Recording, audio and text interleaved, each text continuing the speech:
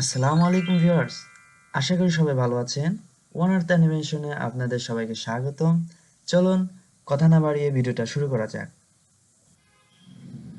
কাজী নজরুল ইসলাম, সবাই তাকে দুখু মিয়া বলেই চেনে। তিনি দেখতে শান্ত হলেও তার ভিতরে বিদ্রোহের আগুন ছিল। তার একটা বিষয় আমার কাছে খুবই ভালো লাগে, তিনি মুসলমানদের জন্য যেমন গজল, হামদ, ইসলামী সঙ্গীত লিখেছেন, তেমনি সনাতনদের জন্য অনেক কিছু লিখেছেন। কারোর সাথে বৈষম্য করেননি আর কি। কাজী নজরুল ইসলামকে কে না চেনে? তিনি হলেন বাংলার বিদ্রোহী কবি।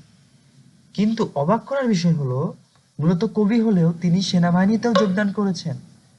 ১৯১৭ থেকে ১৯২০ সাল পর্যন্ত তিনি করাচি সেনানিবাসে সৈনিক হিসাবে কর্মরত ছিলেন।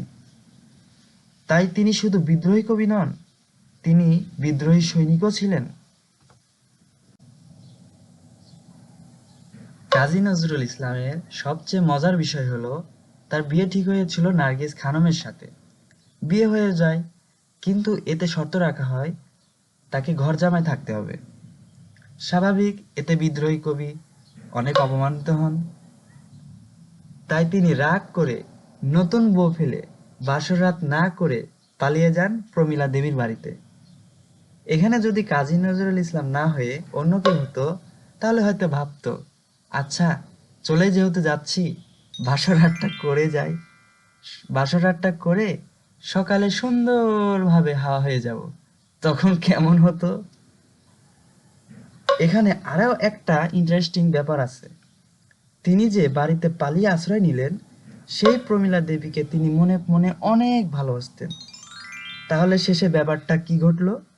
যে প্রেমের টানে বাসর ফেলে প্রেমিকার বাড়িতে।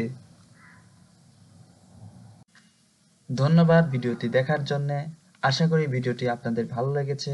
ইতিহাসের কোন টপিক নিয়ে আপনারা ভিডিও দেখতে চান তা কমেন্ট করুন, সেটা নিয়ে আমি ভিডিও দেব ইনশাল্লাহ।